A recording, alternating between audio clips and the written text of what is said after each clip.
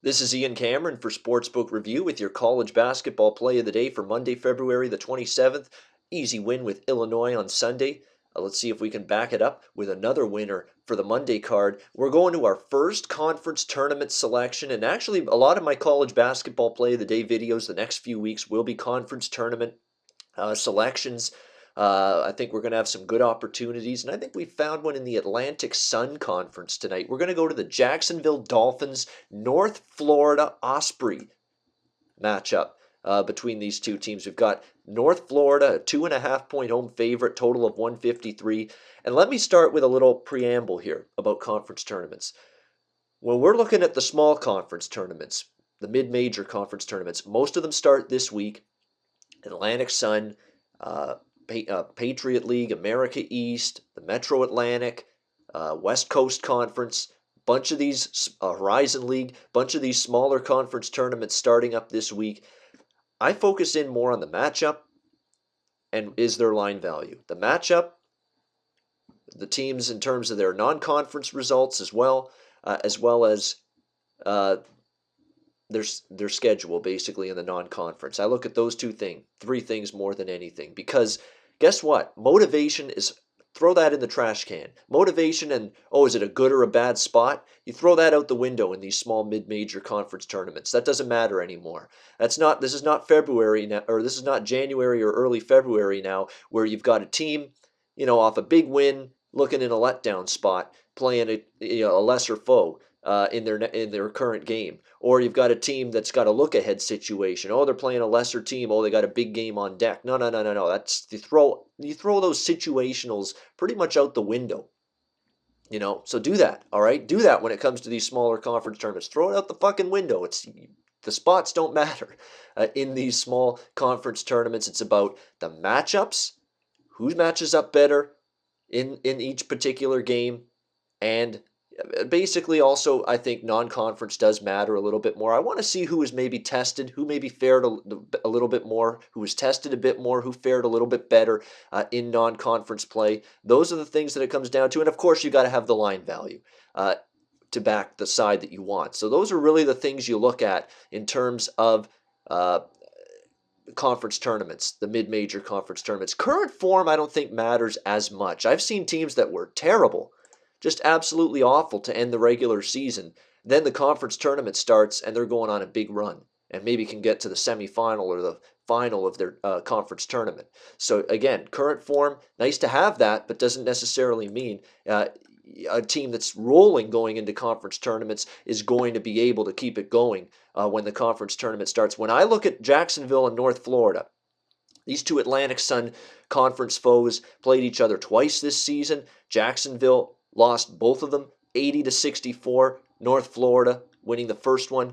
North Florida and Jacksonville played in the final regular season game for both teams in the Atlantic Sun just this past week. And North Florida, as a 4.5-point favorite, fails to cover and wins 73-69, slips by with a 4-point win against Jacksonville. And I think Jacksonville's performance in that game proves that they can play with this North Florida team. North Florida has been a contender in the Atlantic Sun now for years. Been one of the better teams. They're led by Dallas Moore, who has been with this program now for a couple of years. Great player for North Florida. But there is probably a little bit of a drop-off. I'd say a much bigger drop-off in terms of the supporting cast surrounding Dallas Moore with this North Florida team than they've had in years past. That explains why their conference record was a meandering 8-6. Usually North Florida's had a better conference record than that in years past. They don't have that this year. Jacksonville, I know, only a 5-9 conference record, but you look at the overall record, North Florida 13-18. Jacksonville 17-14 for the season. So Jacksonville has 4 more wins than North Florida on the season. What does that tell me? It tells me Jacksonville fared better than North Florida in non-conference play. And you're often being tested by teams you're not familiar with, teams where you have to make some adjustments to maybe go or to be ready for what the opponent is going to throw at you. And in that scenario, Jacksonville fared better than North Florida. You look at the individual statistics, Jacksonville's got the edge in points per game. They've got the edge in field goal percentage. They've got the edge in free throw percentage. We'll get back to that at the end of this video. Defensively, in the last 5 games, Jacksonville's been better defensively than North Florida. Last 5 games, Jacksonville allowing 75 points per game. During that span, North Florida allowing 77 points per game in their last 5 games. When you look at these two teams from a bench perspective, both teams have similar depth. So I don't think depth is going to be a major issue. Plus, both of these teams now have been off 3 days before this game. That shouldn't matter too much. But the thing that I really like here is that, North Florida gets the win 73-69 against Jacksonville in the head-to-head meeting to wrap up the regular season. But there is no denying a team like Jacksonville, which has, been up and down throughout Atlantic Sun Conference play, they get a little, not momentum, they still lost the game, but they know they can play with North Florida. And I think another under-the-radar factor in this game is that you look at these games in the Atlantic Sun is here in this opening round of the tournament. They're all played on the home court of the higher seed. In this case, this game is going to be at North Florida's home court, UNF Arena. But UNF Arena is in Jacksonville. North Florida campus is in Jacksonville. Well, so is the Jacksonville Dolphins, their opponent here. They're in Jacksonville, obviously, as well. They're the Jacksonville Dolphins. And by the way, Jacksonville Dolphins, this is not some sort of NFL cross-dressing thing going on here between the Miami Dolphins and Jacksonville Jaguars, okay? This is totally different sport, totally different team. It's college, not professional. It's the Jacksonville Dolphins, so just don't get mixed up here. But the bottom line is Jacksonville Dolphins, they're playing in the same city. This is an inner-city battle here, Jacksonville and North Florida in this game. So the home court edge isn't going to be as strong as it is in a lot of other games. There's going to be Jacksonville kids going to the game. It's North Florida. It's the same damn city. They're going to be going to that game.